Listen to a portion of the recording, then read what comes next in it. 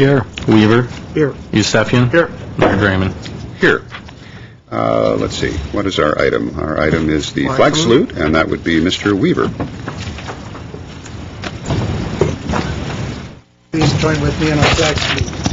I pledge allegiance to the flag of the United States of America and to the republic for which it stands, one nation under God, indivisible, with liberty and justice for all. Please remain standing for the invocation. This Friday, we will celebrate not the birth of our nation, but the birth of the idea of our nation. That a nation can exist without a divine right to rule vested in any individual monarch, but rather in the collective of free men and women. We pray in gratitude for this precious gift of consciousness and self-awareness without which the free nation of the United States of America could not be conceived. We pray for the continuity of this idea that freedoms are not privileges but the rights of every human being, regardless of race, creed, religious beliefs, or other differences. May we never become so comfortable in our freedoms that we forget the price that was paid for it, nor deny others that which we appreciate. May this great nation and all who have fought to defend it be blessed as we remember them on our Independence Day.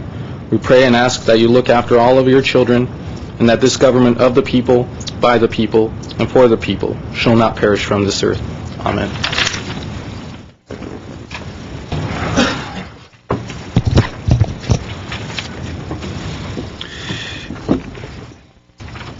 Okay. Mr. City Clerk, could we hear your report? The agenda for the July 1st, 2008 regular meeting of the Glendale City Council was posted on Thursday, June 26, 2008 on the bulletin board outside City Hall.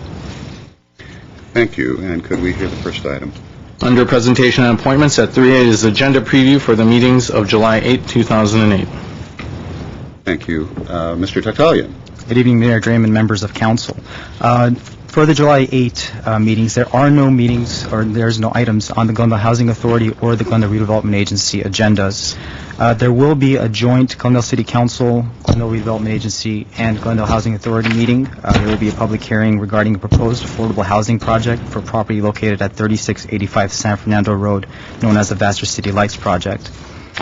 There are a number of items on the Glendale City Council agenda. Under consent at 5B is the fire chief regarding used oil recycling block grant. At 5C is the director of public works regarding the fiscal year 2007-2008 West Glendale ADA curb ramp and sidewalk installation project. At 5D is the director of public works regarding approval of the final map of track number 68201 for a 5-unit new condominium subdivision at 424 Hawthorne Street. 5E is the Director of Public Works regarding approval of the final map of track number 63189 for a 6-unit condominium conversion subdivision at 400 West Palm Drive. And finally, at 5F is the Director of Public Works regarding approval of the final map of track number 62544 for a 5-unit condominium conversion subdivision at 912 East Maple Street. There's also a number of action items. At 8A is the City Manager regarding request from Hominid Glendale R chapter seeking the city's endorsement of the 2008 Glendale Friendship Games event. At 8B, City Manager regarding report and discussion on the establishment of a 24-hour city access phone number. At 8C is the City Manager regarding request from Kiwanis Club of Glendale for co-sponsorship of the 4th annual Kiwanis Incredible Duck Splash event. 8D is the Director of Public Works regarding 2008 Congestion Management Program, and at 8E is City Attorney regarding rotation of mayoral appointments. And finally, there will be one hearing, the Director of Administrative Services and Finance regarding the fiscal year 2008-2009 North San Fernando Road Corridor Landscape Maintenance District. Okay. Thank you, Mr. Tatalian. City Clerk, could we have the next item? Next item is City Council or staff comments. Mr. Weaver. Mayor, I have two items. First one, it was very kind of you to allow me to go to Tlaquepaque since you couldn't make it this year. It's the first time I've been out of the United States of America, and I got a whole new perspective of Mexico when I was down there. It was a fun few days. When I gave a speech down there, I said, you know, I don't know, you have 17 council members. And I said, I don't know how you get along when 5 of us in Glendale can't get along all the time. I got a lot of laughs after it was translated. And the most interesting, one of the most amusing things there, if anybody has seen the movie Romancing the Stone with Danny DeVito in the taxi, Well, that's what we did one time. Smiling taxi driver picks us up, carrying packages, the pottery that we had bought back to the hotel.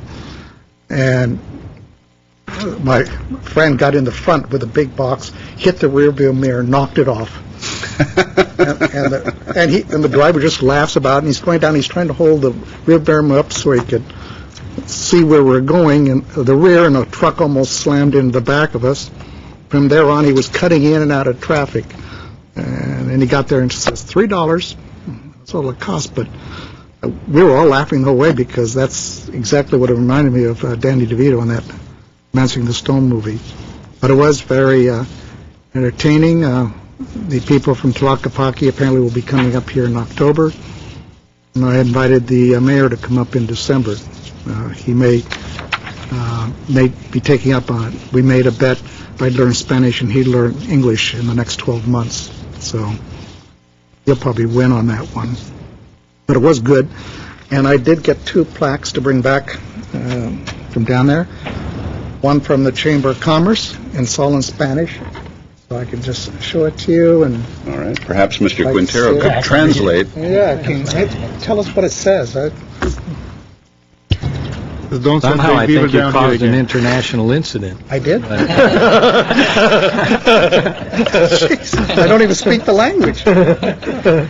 No, it says that the the governor or the government of the city of Tlaquepaque and the Sister Cities Committee presents a testimonial of friendship to our sister city, Glendale, California, in honor of the occasion of the visit, and then it has the dates and the head of the city council, or I suppose what would be the mayor. And but yeah, it is one of our sister cities, and so it was an official visit by Glendale to. Right. It was our 30th anniversary of ours. Just hand that over here. I'm going to make sure you translated this correctly. Is this word rearview mirror right here? All right. We've been a sister city with them for 30 years. They had one down there that had only been 1 year. Now this one came from the mayor, from the city of Tlaquepaque. Part of it's in English. I'll hand it to you without too much reading. Just congratulating us on the friendship we've had for 30 years. What I didn't know, I envisioned it being a small little town. Tlaquepaque, which is a suburb of Guadalajara, is over 1 million people. I couldn't believe it. The other interesting, I'll present that to you. The other interesting thing, we stayed in one of the best areas of town. And when we came in the evening, we drove on the street. They had speed bumps, potholes. The sidewalk was broken down. The curbs were missing. Parking meters with people parked in the parking with no time on the clocks. Food carts out in the street, and the walls right up to the sidewalk, very narrow sidewalks. And I said, this is the best area of town? And what I learned, of course, the 4 days there, you open the door and you go inside that wall, and you're in a garden. Swimming pool, garden, trees, oasis. It's absolutely amazing. And it's wall to wall. Here's one lot, here's the next lot. They're right against each other, and zero setback on the sides, but it works beautifully. You went in there and you thought you were in another world. Some of the houses went a half a block long, and you could see the palm trees and everything inside, meaning there was huge courtyards, whatever, inside. It was very, very different than anything we do here in America, but it was enlightening, a very enjoyable time. And I'd like to ask Efren Oliveras, who's president of the Sister Cities, who went down there, was my official translator. I spoke before the mayor and the audience. He translated for me, and I hope he got it right. Thank you. Good evening. First of all, I want to thank Mayor Draymond. I know you couldn't go, you couldn't attend, and we would have loved to have you there, but thank you for allowing Pro Tem Mayor Weaver to go. The people in Tlaquepaque, and they've got a very good, I'll call it education, of how we live in Latin America. It's an entirely different lifestyle. And the people in Tlaquepaque are very grateful to Glendale for everything you guys, support. Donations, the trips, the education that they get when they come here, and we walk them through the different departments. Bob had the pleasure of being down there 3, 4, maybe 5 years ago. 3 years ago. They still remember you. They remember how crazy you were. And they all say hello, by the way. In the past, we've had Ara down in Rosarito. Frank's been down to Rosarito. So you guys have been very supportive of the program that we have, and we thank you for that. So they will be coming up in October. Hopefully we'll put a program together for them where we can take them through the different departments. I know they're interested in recycling and how they can implement some kind of recycling program there. And what Dave says is very true. It's always very adventurous going through town. And one thing that you did not get to see, which I thought was a very good idea for the city, on Sunday mornings, and you had already left for the airport, they close about 12 miles of the city with cones, completely close down the streets so that families and kids can ride their bikes and have a completely traffic-free flow of traffic. The banks get involved. I'd never seen this before, and to me this was very exciting. The banks get involved in a way that not everybody can own a bike. So they buy a bunch of bikes, they lend them out, and they simply carry the bank logo on the bikes. What a great thing for the city to do. And they have great open spaces. You saw some magnificent open spaces. So anyway, it's just a little note that something I learned over the weekend. But anyway, I wanted to thank you all for that, and I know you will all be invited again. We'd love to have you. We go every year at the end of June, because it's the time when the National Ceramic Arts Competition takes place in Tlaquepaque. It's an incredible event. Bob had the pleasure of being there. Dave was there this year. And to see these humble artisans from all over Mexico come to a city with all these executives and federal representatives and receive an award in front of a stage is just an amazing thing. So you're all invited next year. I will make sure I let you know ahead of time. And again, thank you. If you have any questions, I'm certainly here to answer. There's a couple of things I should mention to my colleagues about traffic. A lot of one-way streets there. And first time out, we're walking up, get near a corner. This guy says, "Run!" I says, "What do you mean? The cars don't stop for pedestrians here. It's, fair game." So we have to look both ways and then take off like a bullet to get the other side. I said, "Where's there's no traffic?" I think 2 traffic lights in town that I saw. Oh, no, there are quite a few more. Not in our sector, but that was amusing to see them rolling through there. And the second one thing that I found, I'm used to breakfast 7, 8 in the morning, lunch 12 or so, and dinner around 5 or 6. It took me about 2 days to figure out you don't do it that way down there. Breakfast is between 9 and 10 in the morning. Lunch is 2 or 3 in the afternoon. Dinner's any time between 9 and midnight. And here I was trying to have dinner, lunch, everything on schedule, my schedule. And after a day or two, everyone said, "Oh, now I know what you're going through. You don't know how we do it here." So it's a whole cultural change down there. Well, thank you for starving our mayor pro tem and telling him run. And I want to thank you, Mr. Oliver. Thank you. And I want to thank you, Mr. Weaver, for sitting in for me. I was out of town, out of state, actually. Now, I did have one other thing. Yes, sir. There was an article last week in the paper that said Glendale Water and Power needs to get their act together. And it was, I think, it showed a person was pretty ignorant of knowing how the city operates. And I referred to a company that we contract with, Henkel's and McCoy, and asked Glenn Steiger if he would come and kind of nip it in the bud and explain to this person and others that might have read this article Okay. what we do and why we do it. We have a brief... Brief. Very brief. Thank you, Mayor Draymond, members of the City Council, and specifically to Councilman Weaver. At Glendale Water and Power, like most utilities, we do periodically retain outside contractors for a number of reasons.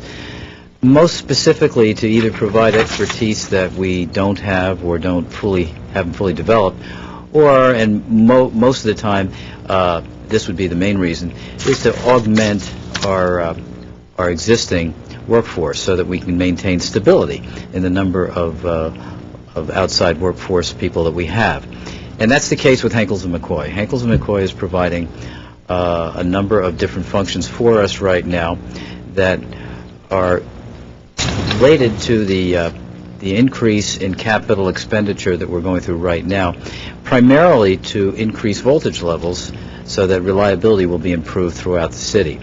That's being done as a direct result of the bonding that we did earlier this year. You may recall that.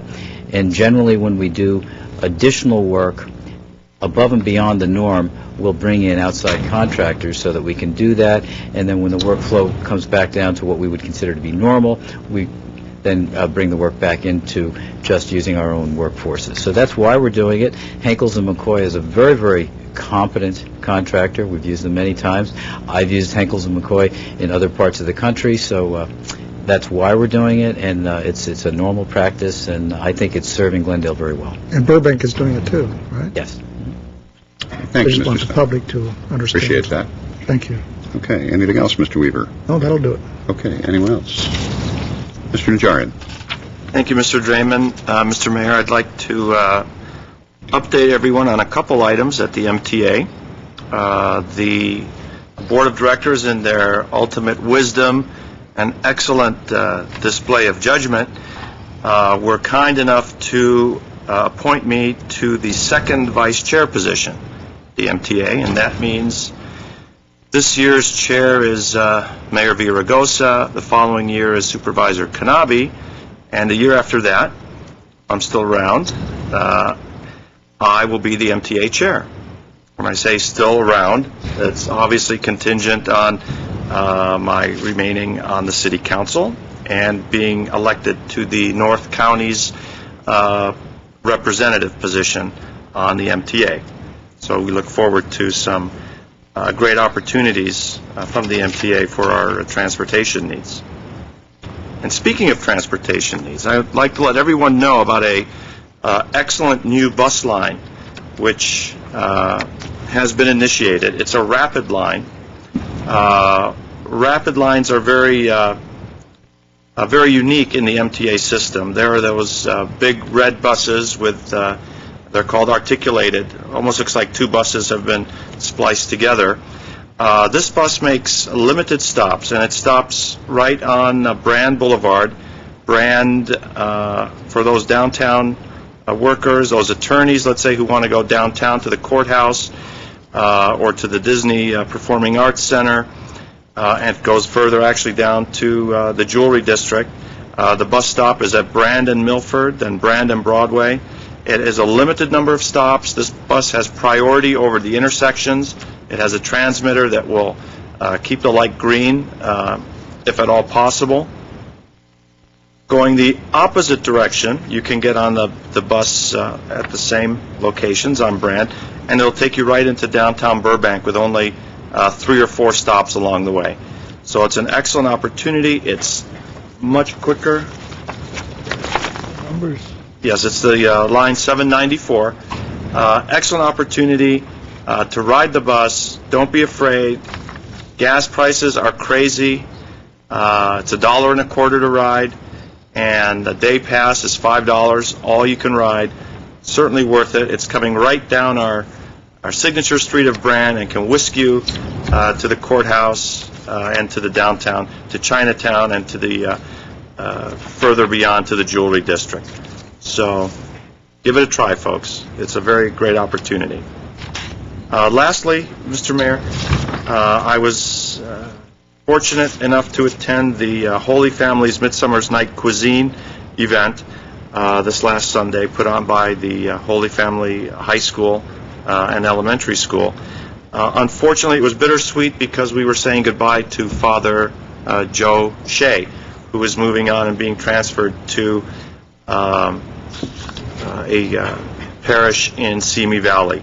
So there have been many accolades for Father Shea, but we definitely appreciate everything he's done in the neighborhood, spiritually and civically, as well as throughout the entire city.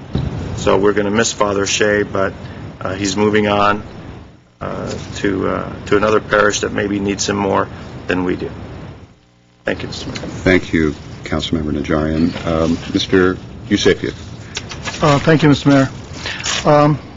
Mr. Mayor, I think a lot of people probably either remember or not, but in 2001, City of Glendale entered into a negotiation and agreed upon an exchange of land that was owned by Ganji Development. The land was about 20 acres. It was supposed to be able to build between 14 to 15 homes on the hillside. In exchange, we decided to give him only 3 parcels and also give him a piece of parcel that was on Pennsylvania next to the freeway. Unfortunately, until 2 weeks ago or 3 weeks ago, the deal, believe it or not, had not concluded. And it is my understanding, as the staff sent us a memo, it has expired, which means we have no deal with Mr. Ganji. And so I would like to put this item on the agenda so we could discuss this with our city attorney, or maybe in closed session. What's going to happen? Mr. Ganji spent some money on that property. We told people that there'll be only 3 houses on that hill. Now he has another 20 acres. Is he going to be able to build more houses there? What are we going to do now? I mean, it's taken something like tune of 6.5 years to negotiate, and after 6.5 years, everything's just gone. Now, whoever's fault it is, I don't care about that. What I care about is, where do we go from here on? What happens now? It's Whiting Woods, above Whiting Woods, yeah. Deer Pass. Yeah, it's a Deer Pass. And the other property you mentioned is on Pennsylvania Avenue, right. at the freeway, at the 210 exit. Right. Mr. City Attorney. Mr. Mayor, I was just going to add, we'll put together a report and bring it back to you as soon as possible. Okay, thank you. Thank you. Thank you. You're welcome. Anything else, Mr. Yusefian? No. Mr. Quintero. Okay, I have a couple of items. Number one, I want to invite everyone Sunday, July the 6th, from 9 to 2, to the Montrose Block Party and Hot Rod Show. There'll be more than 120 classic hot rods, and they actually come in by invitation only, and of course they give awards and so forth. Then there's a normal harvest market going on, and rides, foods, antiques, collectibles. But I want to emphasize, for anyone that's actually ever ridden in an automobile, this is a place to go and see some of the finest cars in Southern California. So it's Sunday, July the 6th, from 9 to 2. Then I want to echo Mr. Najarian's comments about Father Shea. He was a great individual, lots of energy, and what he did in that parish and all over South Glendale really needs to be commended. He was quite a pastor for everyone in that neighborhood and beyond. I'm sure the new person should rise to the occasion, but Father Shea will be sorely missed. And then finally, I would like the city attorney to maybe check some things out for us. I've gotten some calls from the individuals that lease space from Charter Cable. Armenian cable channels is primarily what they are. And although we're no longer in that business, unfortunately, the state and the federal government has pretty well preempted local cities from doing direct contracts with cable operators. I just think we need to check into some of the issues that they have. These cable channels are the primary means of communication for monolingual Armenians, especially the elderly, and so I'd like to find out what we can do and what kind of what's taken place. These are private contracts between these individuals, but I think they're not exactly, to my way of thinking, they're not exactly operating at a equal level as they went through these contracts. So I'd like to just see what it is that we're capable of doing. Mr. Mayor, Councilmember Quintero, we'll bring back whatever information we can report. find. Just keep in mind what you already stated. Yeah. Our role is Yeah, no, I know somewhat limited that. in these matters now. Right. We'll bring back the information for you. Okay, thank you, Councilmember Quintero. I just have a couple of comments. One is that I think, as I understand it, all of my colleagues have been approached by an individual who would like to see us take a look at bringing boxing to the Glendale Civic Auditorium. Now, currently, the city of Glendale has a prohibition on boxing, professional boxing and wrestling. So I'd like to know if we can agendize that topic, see a report with the history of the original ordinance, and also if we can get the information to you from this individual so we know exactly what it is they're talking about. I think the idea is, as an ongoing a format there that would generate income at the Civic. I have no particular specifics other than what I was given, which was simply a brochure or a pamphlet or a booklet about it, about the one individual. So let us have the name and the contact. We'll definitely follow right up on thank you. Would like to do that. Another is a suggestion was made to me, and I'd like to see whether or not there is consensus to do this. And the suggestion was that once a month, that the city undertake to have a study session. It wouldn't necessarily have to be a morning study session, but to have a study session once a month that highlights each of the major departments within our city. So, in other words, not necessarily a, hate to use a word, a budgetary review. That's not what we're talking about. But we are talking about is the elements of the department to find out how they operate, what they do, how they're organized, and so on, that would be of a nature that would help us as individuals, but more importantly, help the public understand exactly what our departments do and how they function. And I would like to see if there is consensus on the council to do such a thing. If there is, fine. If there is not, fine. But it was suggested to me, and I think it has some merit. So I would like to ask to see if there is consensus to calendar such things. Well, personally, I don't need it. Been here 12 years, but for the public, that's something else. In regard to setting performance standards? No, this is with regard to this is Informational? This is with regard to information. I'm okay with that. All right. Then let's go ahead and see if we can schedule that. We'll set that up. Okay. The departments would appreciate the opportunity to Sure. do that. Terrific. Then lastly, some time ago, we had a request from Vito Canella, who is a longtime Glendale resident and also a Los Angeles County Commissioner, about the City of Glendale creating or hoping to sponsor a Human Relations Coalition or committee. And I know we've had in the past blue ribbon panels and all sorts of things, but also at this time, Mr. Canella's opinion, and I do agree with him, and he brought it to the council here during open session about creating such a thing at a time when we probably need this. Our city is growing, it's dynamic, it is also diverse, and I think that this is probably a very good idea. I have spoken to Representative Adam Schiff about the concept of it, and he has offered through his offices to extend whatever assistance we might have should we decide to go down that road to help organize such a thing. Pasadena has done such a thing, and with his help. So I would like to ask if we could agendize that for discussion with the council members and get their input as to whether or not they would like to go down that road, and if so,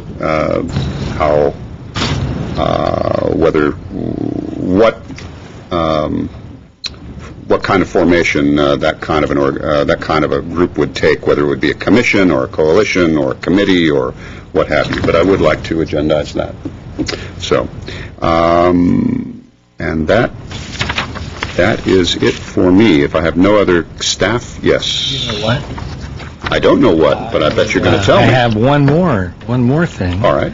I totally forgot. I want to congratulate the Spanish national team for winning the Euro 2000. There is one person that applauds, and I have to laugh because in the 1960s, my young cousins, Spain having won the Euro Cup in '64, they assured me that they would be probably winning pretty regularly from that point on. So 1964 to 2004. But anyway, it was a victory, and all the tapas bars all over L.A. were filled with Spaniards just cheering on there. You did say national tapas, team. tapas bar. Tapas. Okay. Tapas. Well, maybe topless too. All right, and let me go back to Council. Be careful, that's going to be a YouTube item. Mr. Mayor, when we were down there, Mr. Oliveris kept saying, Sunday, 1 o'clock, Sunday, 1 o'clock. I got to be in front of TV to watch Spain. Let me go back to Councilmember Najarian. Thank you. One last point I'd like to make. As the city clerk said, July 4th is the anniversary of the birth of the idea of our nation. So please, we've got very dry conditions in our hillsides. Do not take it upon yourselves, kids or adults, to go out and light any safe and sane type of fireworks or anything that could cause a fire. There's a great fireworks event at the Crescenta Valley High School, or La Crescenta Elementary School, actually, on Prospect Avenue. And they will shoot off more fireworks that are greater, bigger, louder than you could ever pull at home. It's a way to support the community and keep our entire area safe from any unintended wildfires. Thank you. And I think it starts at 4 o'clock. Doors open at 4. There's a carnival and food booths and everything else. So, and thank you to, again, fireworks are at dusk at 9 o'clock typically. Get there early. I had a problem last year when I came late. But thanks to the committee that's organizing it, and they've been working very hard. I understand since January, Steve Pierce and several others from the area. So it's a great event, and let's patronize them. Thank you. Very good. All right, Mr. City Clerk, let's go on to the next item, please. Item 5 is consent items, including minutes. The following are routine and may be acted upon by one motion. Any member of council or the audience requesting separate consideration may do so by making such request before the motion is proposed, and I don't think any cards were submitted. I don't have any cards requesting any items to be pulled, but let me ask the council. So moved. Second? All right, Mr. City Clerk. Council members Najarian? Yes. Quintero? Yes. Weaver? Aye. Yusefian? Aye. Mayor Draymond? Yes. Next item, please. Next item is oral communication. And as we have been doing, oral communications will be at the end of the agendized items, with the exception of those wishing to make announcements about public events who are willing voluntarily to limit their time to 3 minutes. And we have one speaker card turned in, and that's from Leon Mayer. Thank you, Mr. Mayor, members of the council, staff. My name is Leon Mayer. I'm here on behalf of the Friends of the Library and the library, and we're pleased to announce the upcoming event on July 24th, 7 o'clock at Central Auditorium, in which we will have the son of Barry Goldwater come to Glendale to talk about his biographical book about his father, Barry Goldwater. And the name of the book is Pure Goldwater, and it's a great book, and it's based on 50 years of private journals that Barry Goldwater kept and became available recently through his son, of course. And he's written, it's a biography about his father's accomplishments, all the ins and outs of politics, and at the end of the book, there's 7 or 8 people. I think 8 of them are Republican congressmen, and one of them is a Democratic congressman, and it's like a tribute that they have for Barry Goldwater. So that's going to be a great event, and we're really privileged to get Barry Goldwater Jr. to come here from Phoenix, where he's living. He did, in fact, run for Congress in 1969 in the northern part of this county adjoining Burbank, and he served 6 terms, and he had great accomplishments in Congress on his own. And at that time, and since, he and his father formed the only combination of a U.S. Senator and a U.S. Congressman serving at the same time. We were privileged in being one of the 3 libraries that Barry Goldwater Jr. will be coming to this month from Phoenix, and it'll be on July 24th. And I have documents, the flyers, Barry Goldwater Jr.'s event. You should all come. Invite your friends. It should be a great evening. Now, in addition to the July 24th program, we have a program, I mentioned it about 3 or 4 weeks ago. The name of the program, the name of the author, is Phil Borden, and he's written a book called Shaku Mako, On the Ground in Occupied Iraq. Now, Shaku Mako, what does that mean? It means what the old Babylonians said it meant, and it's been commonized by the recent Iraqi history, and it means what's happening. And what's happening in occupied Iraq is the story of this contractor who went to Iraq to try to set up a neighborhood business organization in Iraq, and it talks about his experiences there and what happened when he went there on 3 occasions. So that will be an interesting program. That's July 17th, 7 o'clock at the library. And I have further, just quickly, I have, for those on the council who have not seen me... Mr. Mayor, I do have to ask you to conclude. Yes. I'm sorry. Okay. If you have something you would like us to have, you give to the city clerk. Mr. Mayor and Council, I just wanted to correct something, that besides the Goldwaters, you also have the Kennedys, who are a father-son team in the Senate and the House. I stand corrected. That's Ted and Patrick. I think at the time. At the time, yes. Okay, thank you very much. Mr. City Clerk, if we could move on to the next item. Your action items at 8A is the city manager regarding consideration, and also I don't know if our assistant city manager would like to make an announcement about item 8B, if there's anyone in the audience. I was going to make the announcement myself, if that's all right. Yes, Mr. Mayor, members of council, item 8B is going to be taken off calendar. We'll bring it back at a later point. Thank you. Thank you. 8A, under action items, is city manager regarding consideration of contract renewal with David Turch and Associates for professional federal strategic planning, legislative representation, intergovernmental liaison, and political analysis services. At 8A1 is motion authorizing the renewal of the city's federal lobbyist contract with the firm of David Turch and Associates with no increase in annual fee and an amount not to exceed $88,000, extending the contract through June 30th, 2009. Okay, thank you, Mr. City Clerk. Mr. City Manager.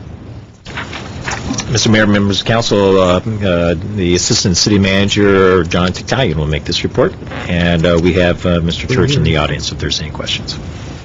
Good evening, Mayor Draym and members of council. In 2003, council approved the contract with David Turch and Associates for federal legislative advocacy services.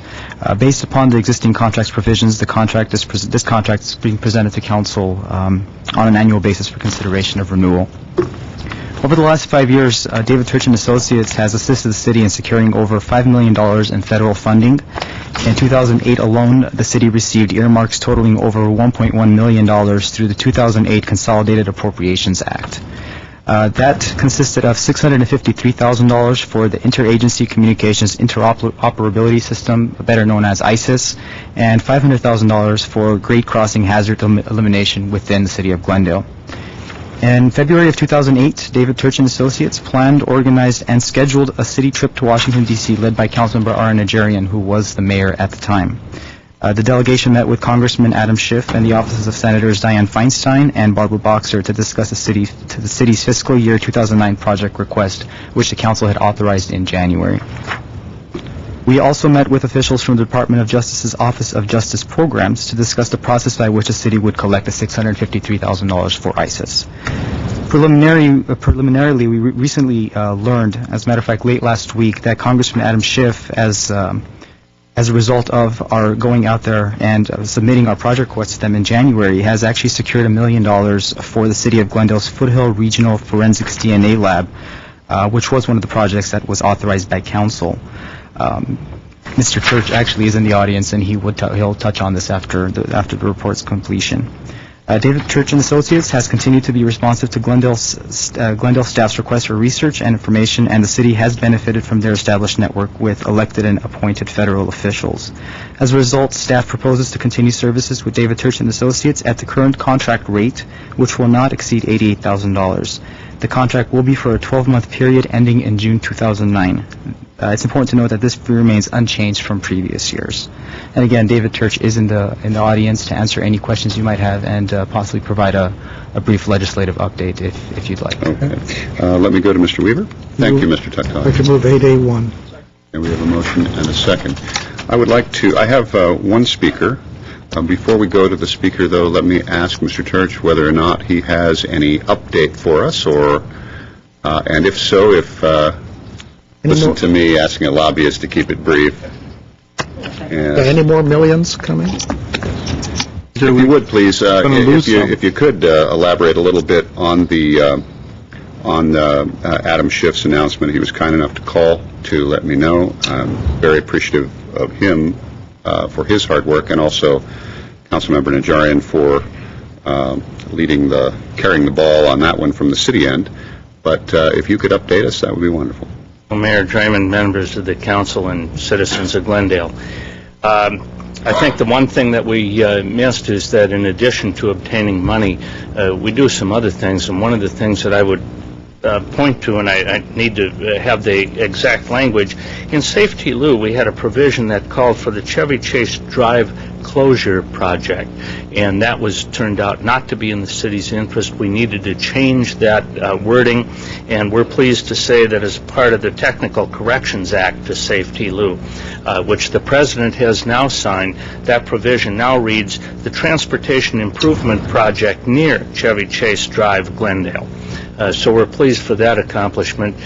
We have another project involving a fixed guideway money that could come to Glendale that I understand now the city would rather expand in terms of GNC buses. We're working on that. We don't immediately see the legislative vehicle, and we're under some time deadlines.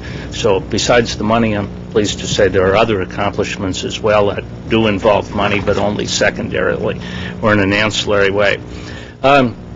We're pleased with the $1 million. Congressman Schiff is working very hard on your behalf. I can attest to that. What I want to say about the $1 million is that it is reported out of committee with one of 5 appropriations bills that have been approved by the House Appropriations Committee. None of the 12 appropriations bills have been approved by the Senate, and none of the remaining 7 have been approved by the House. This will get a little technical, but having been approved by the Appropriations Committee, the official reports have not yet been filed, so they're not due for any floor action. In conversations with Chairman Obey, I can tell you that it is now not likely that those bills will be approved before February of 2009. Well, as we all know, they have to be approved by 12:01 a.m. of October 1st of 2008. So what happens? Well, we're going to do a continuing resolution, or it's likely that we will do a CR that will continue to fund the government then from the beginning of October through whatever time we get to the appropriations bills. What that means is that we really need to redouble our effort, you and us working together to advance the city's projects, not only working the appropriations angle, but now also working the CR angle, because you're never quite sure when the CR will contain earmarks. Earmarks, a wonderful thing. in 60 seconds, I will tell you that the Congress is very much involved in earmarks. Every bill that has come out so far, including the supplemental appropriations bill to fund the wars, all contained earmarks. There was a vote in the Senate to disapprove earmarks, and it failed more than 2-1. So earmarks are a thing that's going to be here. It's part of the responsibility of the Congress to both tax and spend. They ought to have that authority. That's what they ought to be doing. Earmarks have been around since the first Congress of the United States, in which Alexander Hamilton put 12 earmarks in the budget for the second session. Been here ever since. They do not increase federal expenditures, and so correspondingly, of course, as a lobbyist, I'm solidly in favor of them. So looking ahead to the successor to Safety Lou, it's really pertinent for us to work together to get all of those projects in line, carefully vetted so they don't change, because this is a 6-year bill down the road, and while we continue to work at this year's projects, I want to thank you for the confidence you've had in us in the past, and I guess it would be appropriate if I ask for your vote now to reapprove my contract. Well, if you're going to ask, this would be the time, so. I'm asking. Mr. Yusefian. I have a question. You had mentioned that we have a possibility of losing something like in the neighborhood of $100 and some odd thousand. Could you tell me what is that about? We have a provision in Safety Lou for $800 and some thousand for a fixed guideway system downtown. A part of that is 3-year money that was allocated in fiscal year 2006 and would expire then with 2008 money. We're looking for a way to extend that money or to change the context in which it's given to you so it more reflects the needs that you currently have. We don't have a legislative vehicle to do that at the moment, but we'll see how that plays out. Okay. Would we lose that money if this council starts moving in a direction of possibly fixed guideway trolley? Well, that's exactly the intent. Okay, so the money was for a trolley that was on fixed guideway. And I think now you're moving in the direction of CNG buses, and if that's the way you want to go, we'll work very hard to see that that's accomplished. Okay. Thank you. Yes, Mr. Quintero. Well, it seems to me on that issue that CNG trolleys, rubber-wheeled trolleys, would certainly fit the spirit of the legislation, right? Probably not if it's actually under fixed guideway, and I'd have to take a look at that to see if that's true. They're actually administered by 2 different sections of DOT, so they'd be funds that would not be very fungible. Because, I mean, to me, that's a selling point, that we do a trolley around the downtown, happens to be on rubber wheels, much more flexible, and also CNG, so it's good for the environment. I'm prepared to call it a bus by any other name. Okay. Mr. Najarian. Yeah, that's very interesting that you brought that up. Why don't we, since there doesn't seem to be a clear consensus on what our position should be as a city, whether it's going to be a CNG bus, we've always talked about the romantic notion of a trolley. Maybe we could put that on the agenda to nail it down and then give you some clear direction as to what we really want to push for. Well, either way, why don't we agendize that and bring that back? It's something that's been very obviously sitting out there for a while, and I'm thrilled that I'm going to get a chance to weigh in on it, because I recall when Mr. Yusefian went to bat for the city to help us get those funds. Well, what I will promise you then is when you have that on the agenda, I'd be happy to come back and we'll research that at some length. Is it your own music that's playing in the background, or was that someone in the audience? It's not my music, I assure you. And yes, sir. And I just want to say, Mr. Turch and his staff has always been very accommodating to us, council members and staff. When we go to Washington, it is a literal maze, figuratively, literally, as to where to go, what to say, what the issues are, what slight nuances the staffer or the congressman is interested in. And without that sort of handbook and guidebook and direction that Mr. Turch gives us, we'd literally, we'd be lost there. We wouldn't know what to say or what to do. We'd be just blubbering idiots. And he really focuses us and hones in on the the types of issues and projects that he feels we've got a great chance for, and we've had some pretty good success, and I'm fully supporting Mr. Turch at this point. Well, Councilmember Najarian, while I'm seeking votes tonight, could I say that you'd never be blubbering idiots, but you'd be incisive and to the point, as you always are. Okay, thank you, Mr. You're Turk. good. All right. Now Thank you know very why much, sir. why he earned his money. Yes. All right, thank you so much. Let's go to the public. I have one card. Herbert Milano, please. I know this stuff. Good evening. I'm Herbert Milano, members of the City Council and City staff. Maybe I could use some good lessons from Mr. Church here. I think you're in good hands. The city is in good hands with this regard. I decided to speak up because I figure that the same process is going through hundreds of cities throughout the United States as new requests are being made of the federal government. And as you all know, the federal government is in a significant deficit. The number that I've heard earlier this year is something like $420,000 that we are in debt with regard to unfunded obligations per family. $420,000 per American family. That number may be higher since the last time I read it a couple of months ago.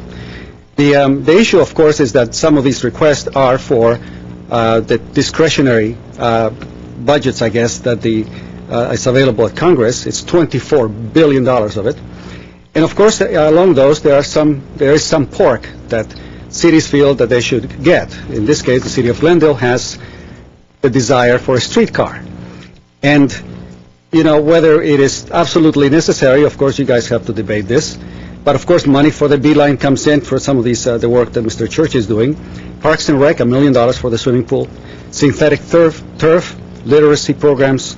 So there are things that are definitely worthwhile. But what I get the sense is this, is that if we ask for $1 million for an aquatic facility, the help of $1 million from the federal government, it does seem like it allows us to then take that $1 million that the city would not have to spend and spend it elsewhere. Meaning that if a need is needed for ADA or for Southern Glendale or for parks, if it is a certain part of the city, then we ask the federal government for it. But if it is not for those areas, then the city has the budget available in the case of salary increases and pension increases and benefits.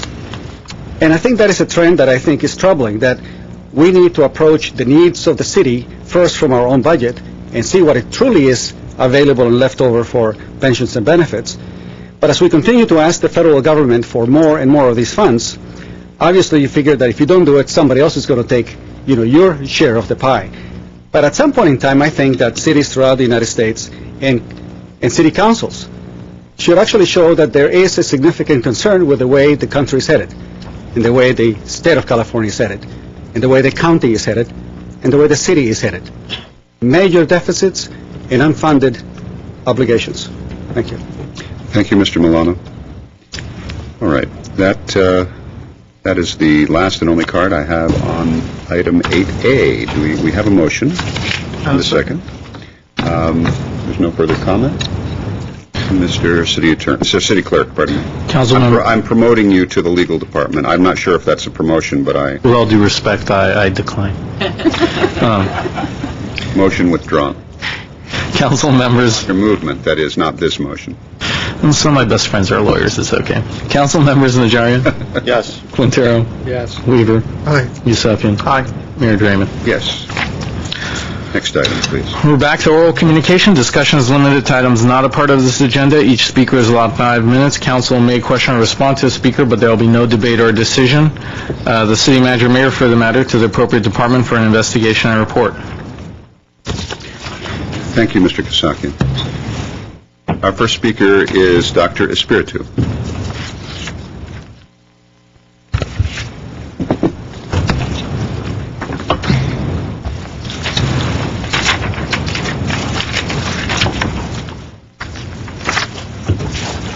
Good evening, Mr. Mayor, members of the City Council and staff. I am Dr. Richard Espiritu. I'm going to be providing you with documents from the Department of Justice tonight. Last week, I talked about the California Constitution of 1849, where it talked about everything was supposed to be written in English and Spanish. That particular Constitution was redone, and it was taken out of the Constitution basically because they didn't want the Mexican population of having anything to say here in the state of California. They also passed a law in 1939, and it was repealed in 1948, where Mr. Weaver would not be allowed to get married to his wife because there was a law that Filipinos could not get married to Anglos here in the state of California. My mother had to go to Gallup, New Mexico. What I'm going to address tonight is the Civil Rights Act of 1964.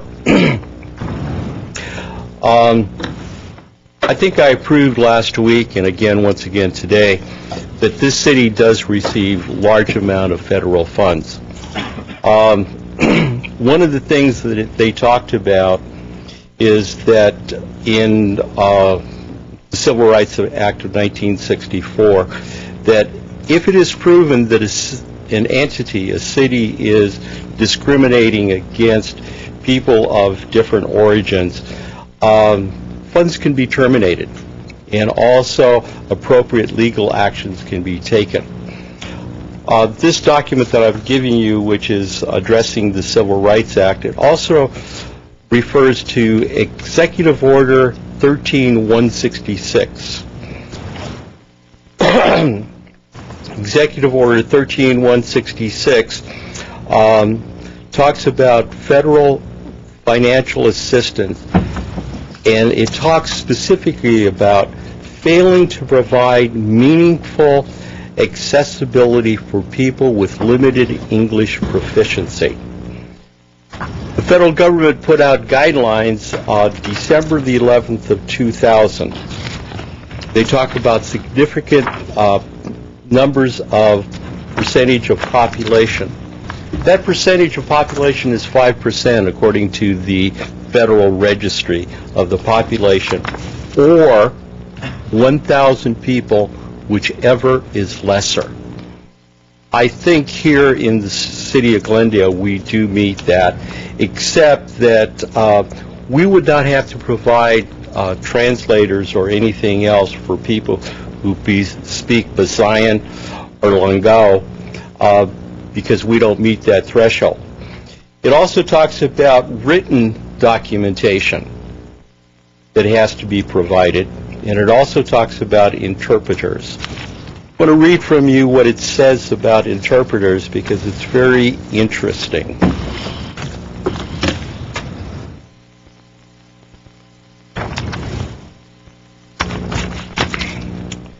Generally, it is not acceptable for an agency or recipient to rely upon LEP individuals, family members, or friends to provide interpretive services. They are talking about effective means of interpretation.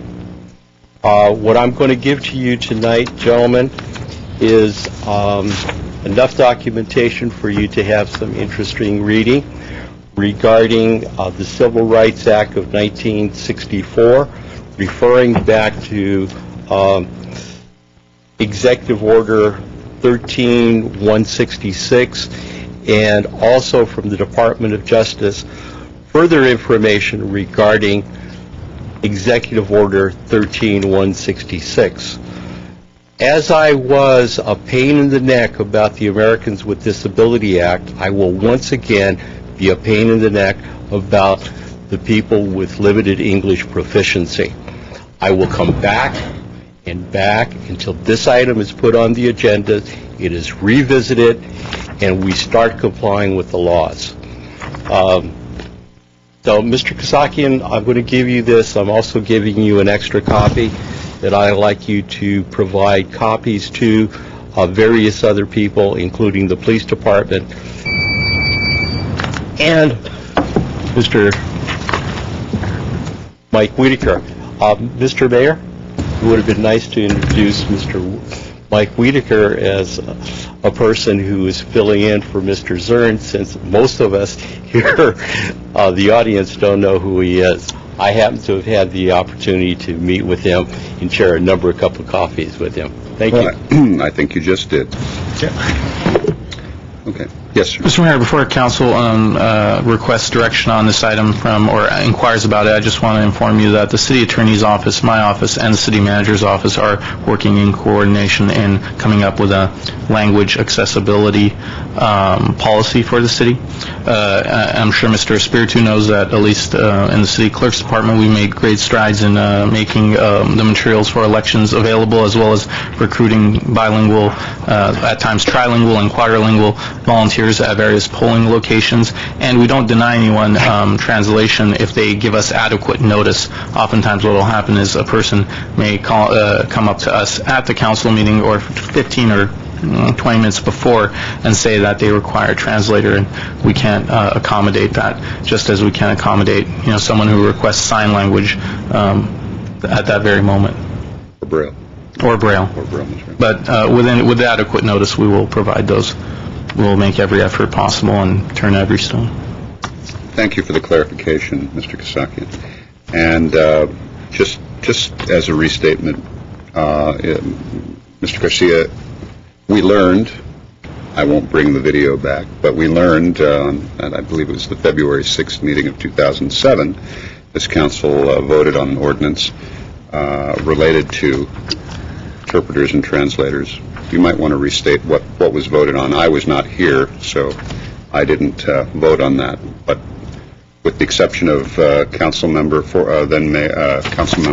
Manukian, who was here, what did they vote on exactly? Mr. Mayor, members of council, I believe that the resolution or motion that was adopted by the council was to provide that anybody who wanted translation services at a council meeting had to could bring a translator along with them to translate their oral communications or any other testimony provided at a council meeting. And I believe additional time was presented to any speaker who brought a translator to translate for them during the council meeting. And it was only to address translation services during council meetings. That's correct, and if they gave sufficient notice, of course. All right. Mayor. Yes, sir. Mr. Mayor, I like both the city attorney and also the city clerk to consider these documents that was given to us and see. At the time that we made those decisions and we weren't given all these other facts, the last thing I want to be is, if we passed an ordinance that was in violation of the Civil Rights Act, then you know what? It's an ordinance. It can be done, but I want you to kind of study it and see if we followed that rule, or we didn't follow the rule. Yes, and let's find out if these actually are facts, or whether they're bits and pieces of things that actually relate. Councilman Stephanie will review all the materials. Just to let you know, we are aware of the executive order, and we have been looking at that and implementing the policy that's being prepared by the clerk's office. Nor are we the only city in California or the state of the United States, actually, that is bilingual, trilingual, or have a population that is such. Okay, thank you. Mr. Quintero. The task force, Mr. Kasakian, the task force, you think you'll be ready to do something next few weeks or a few months? Will not be that soon. This is a new policy. The city that's really spearheading a language accessibility policy in California is San Francisco. We're looking at what they're doing and what their model is. They just began implementing this last year. They're doing a review of all their city documents. We're right now looking at what the thresholds are, what we have to do in the city in accordance to U.S. Census figures. And 2 weeks is too soon for us to really bring anything back, but we can, we'll work to bring something back to you as soon as we can. Okay. It is a priority for our office, and it is a personal priority for me. A quick comment from Councilmember Najarian. Yes, along those same lines, I'd also like you to include the effect and the power of an executive order versus a federal law as it relates to a local government, as opposed to a federal agency. Thank you. Okay, thank you. The next speaker is Herbert Milano, followed by Margaret Hammond.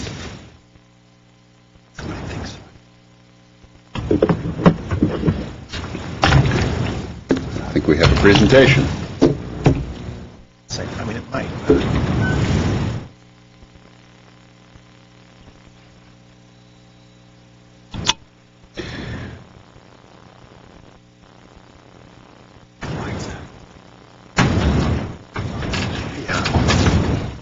But then page 2 goes, it talks about the...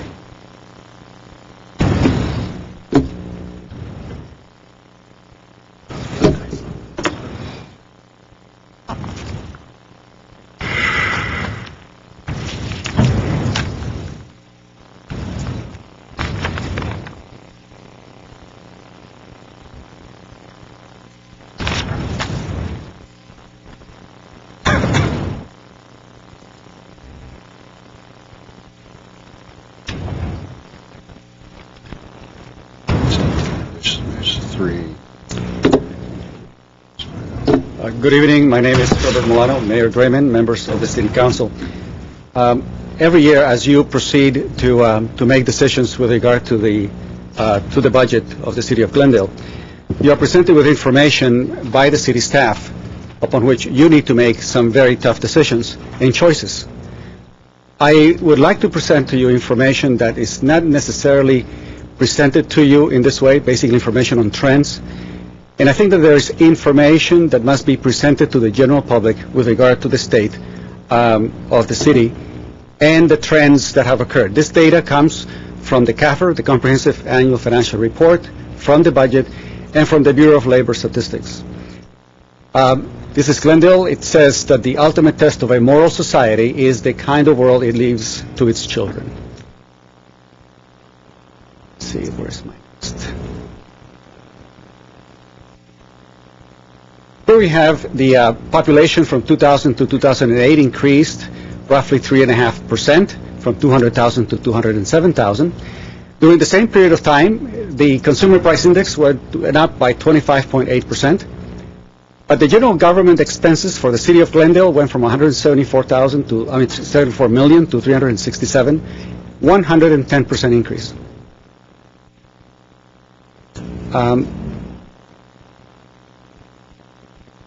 The population in thousands with regard to this bar chart, it shows the population being generally steady at around 200,000 to 207, but the general budget has increased, and you find it here in the dark lines, significantly higher than the actual rate of population increase. Remember that we had only a CPI of 25.8% increase during that period of time. Fire and police payroll is growing more than 25 times faster than population growth. When you take a look at the number of households in thousands, roughly around 73,000 in households, you see it here with the dark gray bar, and you compare that to the Glendale Police Department and the Glendale Fire Department growth, you can see that they're pretty much going in an exponential growth relative to our number of households.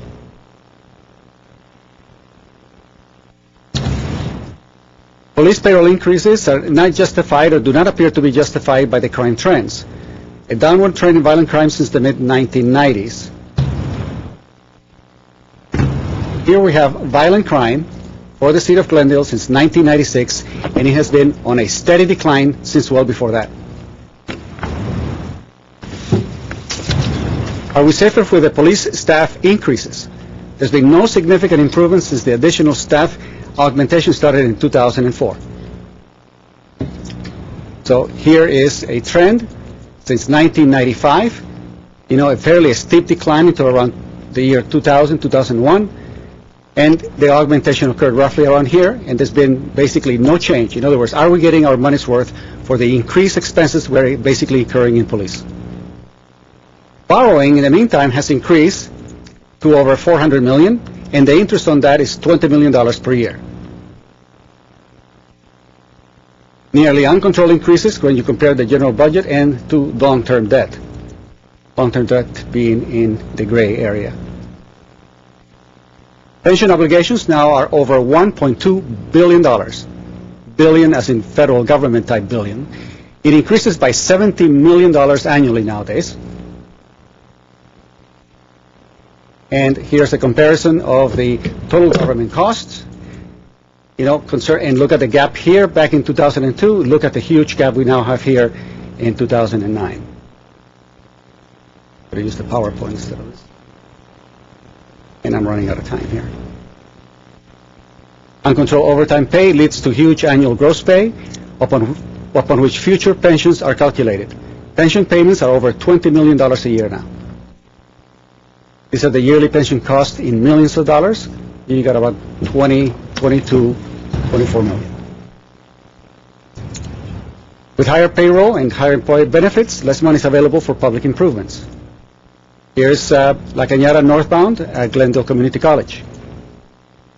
Here is the pictures that I sent to you earlier with regard to the 12-year backlog in fixing curbs and streets and the sidewalks. The national standard, 6 acres per 1,000 residents. Inadequate use facilities, that there, the kids playing on the street. Overcrowded parks, this is Adams Square. National standard, 1 pool for 50,000 residents, and we give them a sprinkler system. Gentlemen, it's only when you begin to look at the comparisons throughout the years when you begin to see the trends that we have, and they're not too different from the trends we find with the state government and federal government. Thank you. Thank you, Mr. Milano. Margaret Hammond, followed by Hasmik Demirjian.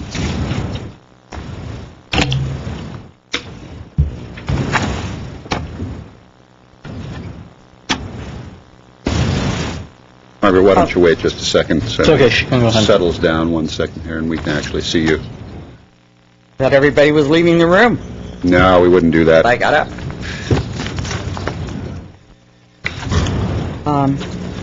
Okay.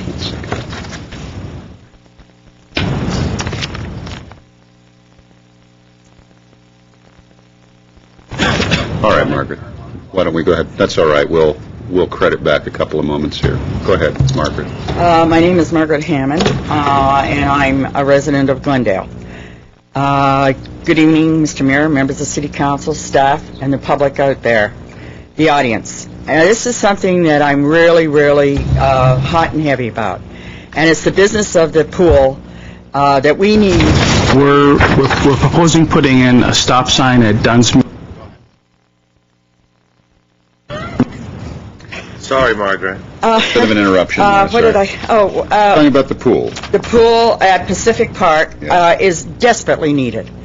Of all the population, I'm sure the growth of the city, of the population of the city of Glendale, I almost guarantee that almost 100% of it is in that area below 134. So therefore, even more do we need that pool replaced.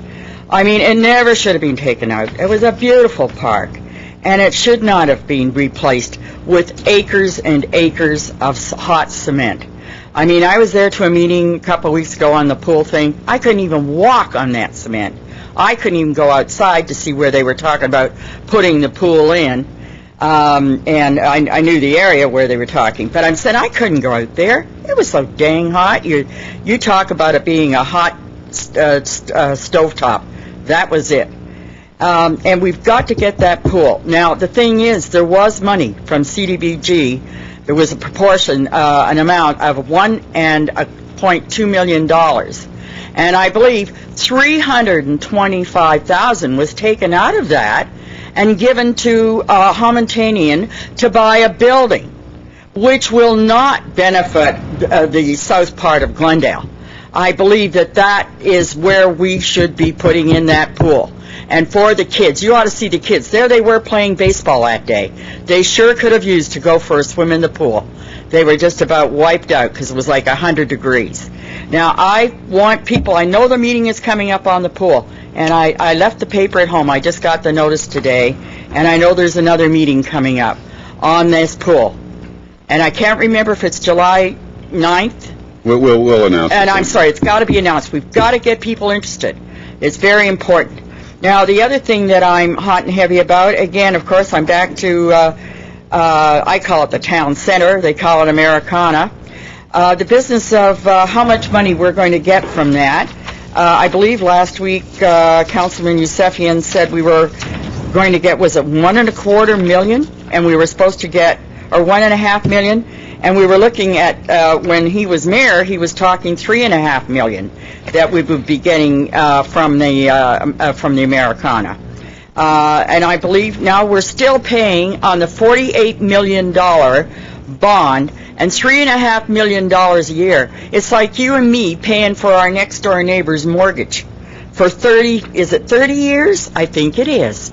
Now, does that money come out of the, general fund? that $3.5 million that we're paying every year?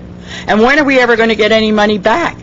We, who were sued by Caruso, and everybody says, well, I never heard that, and I guess we never got up and talked about it. When we brought up these facts, we were told, no, we didn't know what we were talking about. We didn't know what we were talking about when we said they were going to close Harvard. We didn't know what we were talking about when we said they were going to close Orange. We didn't know. We didn't know what we were talking about when we said they were going to put signs up. Hello, we have a sign ordinance. And yet there's Mr. Caruso's sign, including the stupid sign on the corner of Colorado and Central that's always out, half lit half the time. Any other business would probably have a fine or be made to take it. We wouldn't allow the auto dealers to have a sign, who are our biggest resale. We get more money from them than any other business. We wouldn't let them have a sign, but we let Mr. Caruso, and we're paying the mortgage on the Americana, and when are we ever going to get any money back from it?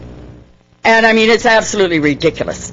The whole thing is ridiculous. And that was what we said when we stood up and fought for our rights on this. But, oh, no, we were told we didn't know what we were talking about. We're a dumb bunch of citizens that spent hours and hours of our time and had experts that gave us the figures and brought them to the city council.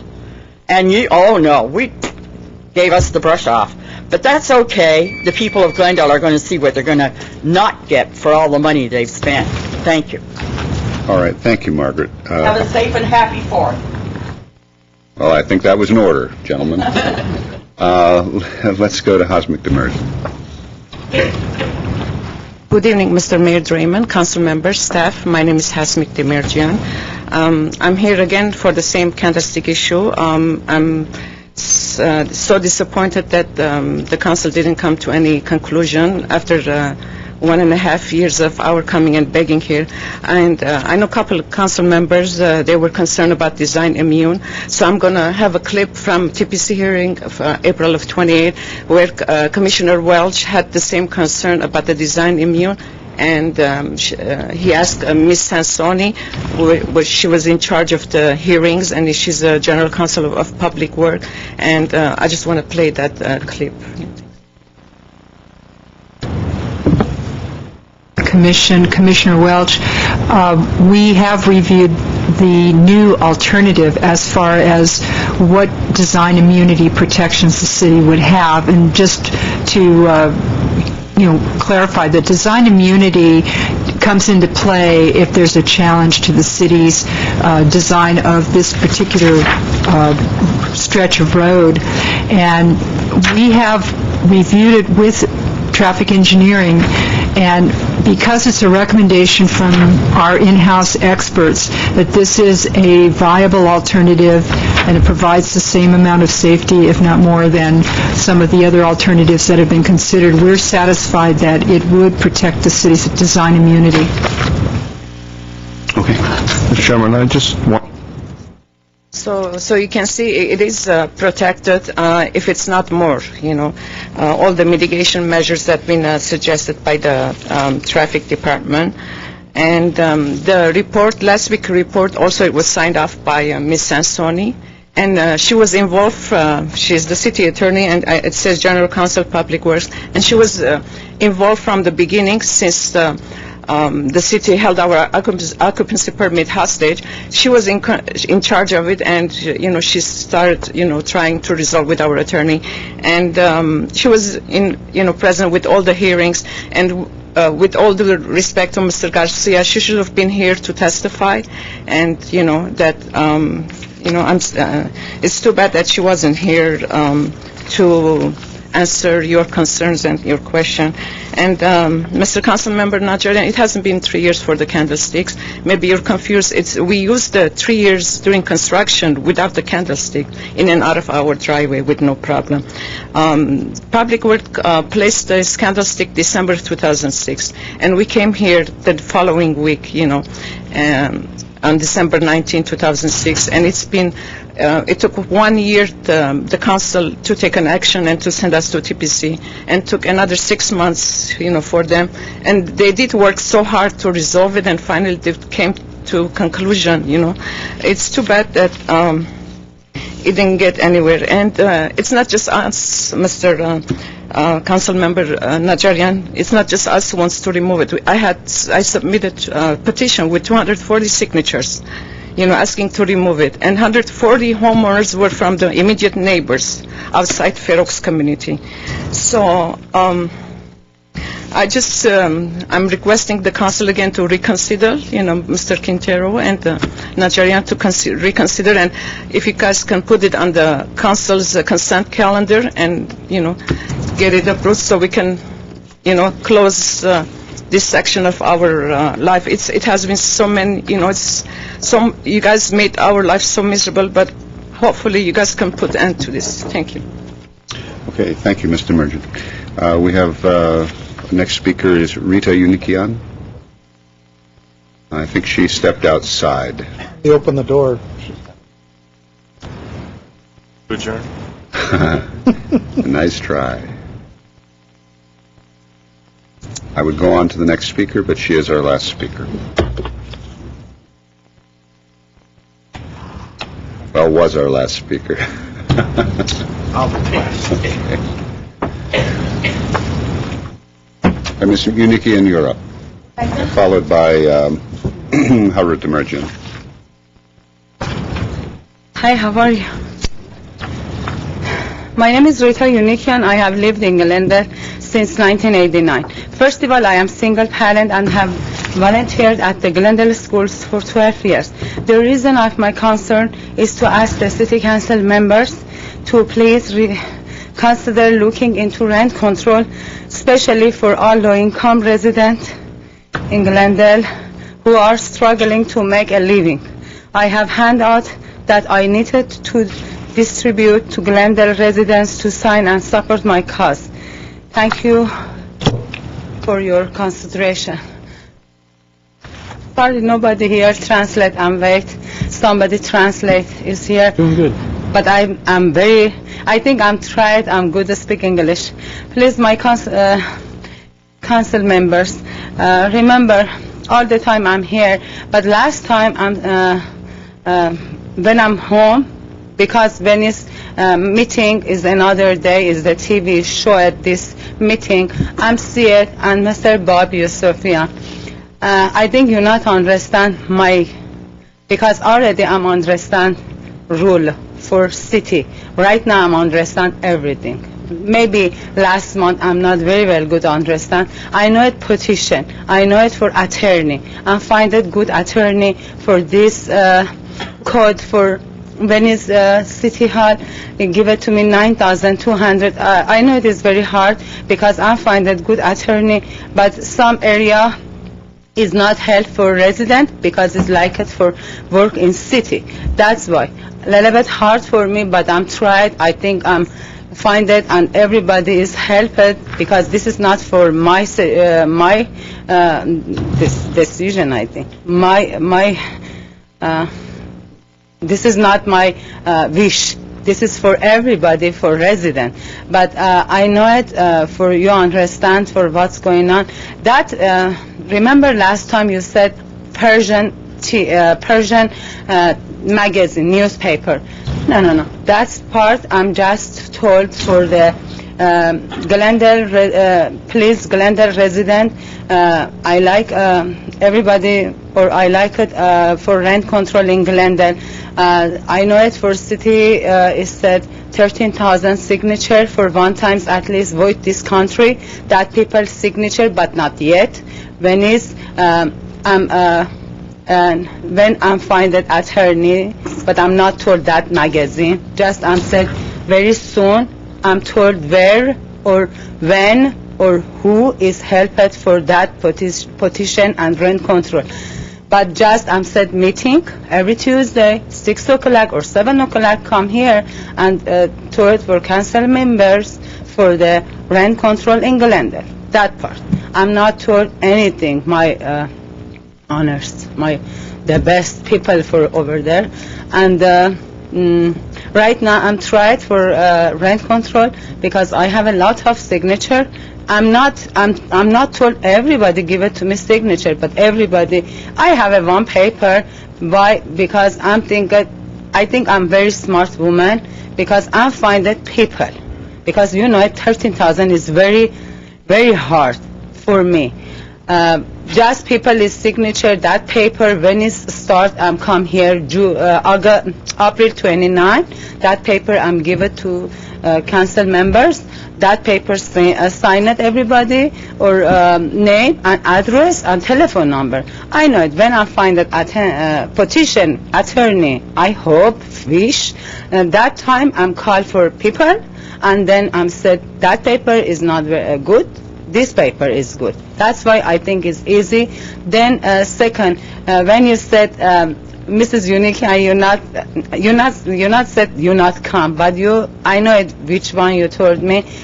You not come here, but you tried. But when you like it, you come here. Everybody's like it. But remember, just come here for every people in Glendale is right now is see this meeting, because everybody is care for this meeting for Glendale city. That's why maybe somebody, American people, everybody, when is the citizen this country, attorney is listen to me and come and help resident. This is very good for my choice.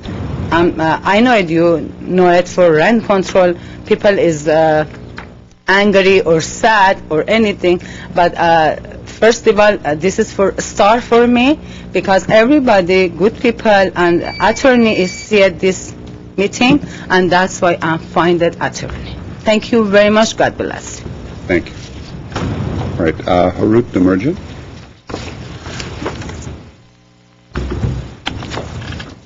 Good evening, Mr. Mayor, councilmen, staff. I'm the owner of 3612 Linda Vista Road. We had the hearing last week. It's unfortunate that some of your colleagues, Mr. Mayor, came with other issues beside approving it, since we learned, all of us learned, that it was a mistake. I'm going to call it a mistake for now. It's a human error that these roadblocks, or in your case it's a median, but for me it's a roadblock. When I look at my house, I look out, I see the roadblock, I don't see a median. Been placed there by mistake, by a wrong traffic count or misplaced traffic count. I'm not going to get there, but I just don't understand that now that it's all clear, you all know it's a mistake, why is it that we're having a hard time to remove them? I understand Mr. Najarian, that his concern, he's trying to protect the city because he's an attorney, but we do have attorneys in the city and they approved it, and I think they do a good job. And I think we need councilmen in here beside attorneys. To me, it's another roadblock in this issue. When it's all solved, all clear, that it shouldn't have been there, it shouldn't have been proposed. We made the traffic count. That's one of the reasons that I did not build that. Of course, at the first letter that came out, I knew something wrong with it. We even have Caltrans agrees with us that it's wrong. We're not going to get there if we don't have to. Mr. Quintero, you mentioned that I'm comparing my driveway with old driveways, but remember, sir, there are 3 brand new homes being built on Chevy Chase Road, which are, their driveways are worse than mine, and they have to back up, reverse with zero sight vision to opposing the street. They have the right reverse left or right, and they're much worse than our driveway. We do have 260 feet. That is tremendous amount of footage for sight vision when you're heading on. And I really can't sign something like that. Nobody advised me to sign that kind of agreement, because it's really kills the price of the house if I wanted to sell one day. It's just, it's not needed. It's, as you saw the tape of the TPC, it's all taken care of. And It's not my mistake that it's been there. I came here, I tried to talk to you guys, I tried to make appointment with city managers and things. No one listened to me. But it's all clear now. So what's the issue? Please put it back into agenda or consent agenda and approve to be removed. And I'm paying $10,000 just because I know the city's budget is tight, and I'm trying to be nice. I'm trying to solve this. And I've been here before, and I'm going to keep coming to solve it. We can solve this in this room. It doesn't have to go elsewhere. Thank you. Okay, thank you, Mr. Demerjen. All right, that was our last speaker card. I will close oral communications. Let me go to my colleagues for comments or questions. Councilmember Najarian. Several comments. First to Ms. Unikian. Ms. Unikian, don't be mad at me. Someone has told me that you've been on Armenian TV saying Najarian is blocking the rent control. Okay, because I hope that's not true. I've worked with you. I've tried to show you the direction. I've made a plea to landlords to voluntarily restrict their rent increases for the seniors, those on the fixed incomes. It is a difficult process. It is something difficult for someone who is trained in election law to do. And for you, who's a mother, and obviously have other things going on, it's a tremendous obstacle for you to do to meet all the requirements of the law. But don't blame me for it. I mean, I can support you to a point. I can support you through the process. So let me just end it with that. As far as the demergents go, as far as I'm concerned, that the liability to the city is a legitimate issue. I would like to help you personally, but I also have a duty to the city to try and limit any exposure that the city has. Now, I saw the clip from Ms. Sansoni. I don't know if that was taken out of context or as to what exact modification she was dealing with, but I would like the city attorney, as you look for the different indemnity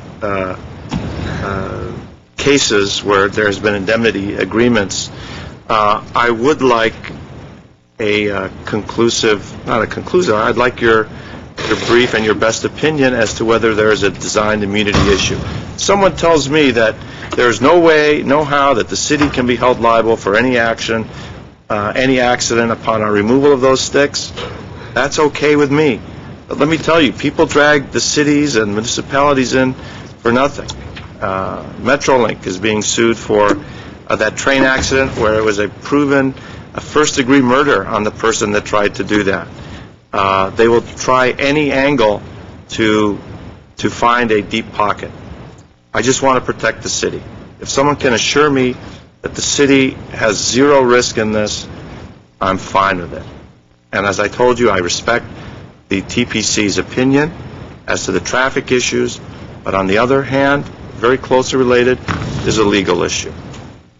And I hope this doesn't take a long time. I know you've got a good staff and perhaps able to give us something in the near future. So when it comes back to us, please let me know, and I'm happy to be very objective and to look at this process again, and we should be able hopefully we can solve it. Councilmember Najarian, we should be able to bring that opinion back with the information that was requested by the council at last week's meeting. Thank you. In the near future.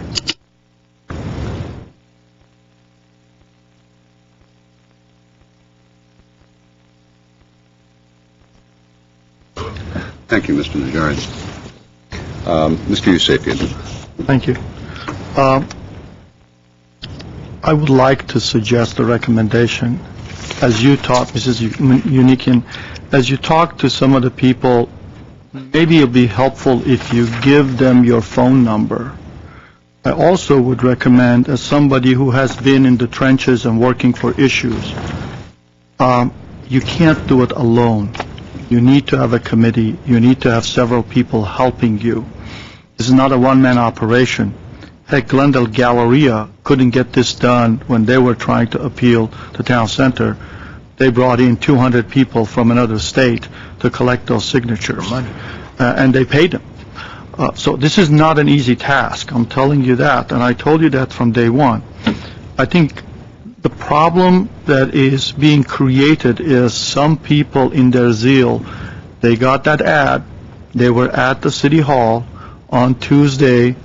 John was there. Fortunately, John doesn't read Persian, and neither did the other people. I was the only one that just walked in. And I read that ad, or the letter, actually it was an article. And the people read that, and they don't go to the rest of it. They just showed up to the city and said, okay, we understand you're doing this thing, we would like to sign it. I think you need to give them their phone number, so in case they are interested, they should call you and contact you, and maybe get a few people to work with you on that issue. Second thing, my good friend Margaret, who had a question on the town center.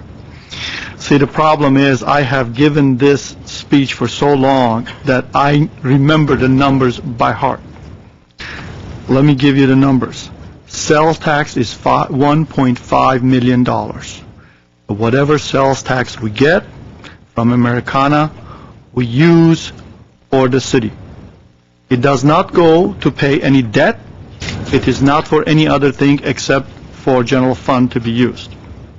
It also, when you said $3.5 million, the $2 million of that $3.5 million is a tax increment. And the tax increment is the value of the property that it generates property taxes. And since it's in the redevelopment agency, we collect that. The $43 million bond that was issued is paid by that tax increment. The $2 million was calculated on the basis of the project being built for $280 million. Mr. Caruso spent $400 million building it, which means the tax assessor will assess that property at $400 million, which means it will be more than $2 million that will come back to redevelopment agency. Also, the redevelopment agency will have to pay that bond before the redevelopment agency goes out of existence. So those are the facts. The 1.5 million doesn't happen the first year. My understanding is because it takes a while to go. Based on the numbers, it was 900,000, and later on it will reach to 1.5. After the first 7 years, after Mr. Caruso recoups his money that he's invested in the center, anything over 11.5% on retail, we get 50-50. Anything over 9% or 9.25% on the apartments, we get 50-50. Every dollar you spend at the parking, we get 50-50. So, those are the numbers. Thank you, Mr. Mayor. Thank you, Councilmember Yusefian. There are no other council comments. I would like to go to Mr. Kasakian. We have some. Is there any new business? Yes, Mr. Mayor. Go to Councilmember Yusefian and then to Councilmember Najarian. I would like to move that the claim for the damages of the Gilbert Madonna for the personal injuries be and hereby is approved for payment in the total sum of $12,000, and the claim for damages of Mercury Casualty Company for property damage be and hereby is approved for the sum of $24,654.72. The Director of Administrative Services is authorized to issue warrants in said sum for delivery by the City Attorney upon the receipt of the properly executed release. Second. Okay. We have a motion and a second. Sorry, was seconded by? Me. By Mr. Weaver. Very soft spoken, I didn't hear you. Council members Najarian. Yes. Quintero. Yes. Weaver. Aye. Yusefian. Aye. Mayor Draymond. Yes. We hear the motion from Councilmember Najarian now. Thank you, Mr. Mayor. I move that the city attorney be and hereby is authorized to join 22 other cities in a legal action against the County of Los Angeles, hereafter known as County, based upon the county's collection of excessive property tax administration fees. The city attorney is further authorized to enter into a retainer agreement with the law firm of Colantuono and Levin, P.C., Michael G. Colantuono, to assist the city attorney in representing the interests of the city in connection with said litigation. The retainer agreement shall, in addition to other provisions, contain a fee cap for the assistance in handling the matter. The city attorney is further authorized to incur any and all expenses necessary in connection with said matter. Second. Okay, we have a motion and a second. Mr. City Clerk, please. Council members Najarian? Yes. Quintero? Yes. Weaver? Aye. Yusefian? Aye. Mayor Draymond? Yes. Before we entertain a motion to adjourn, just would like to wish all of my colleagues, staff, public, a happy 4th of July. And I would like to note that whatever's going on in this council chamber, our peace lily seems to be blooming. So whatever it is we're doing seems to agree with the peace lily. So, and I'd like to also thank the city clerk for taking good care of it. It thrives on carbon dioxide. Apparently. Do we have a motion to adjourn? So moved. And a second. Thank you.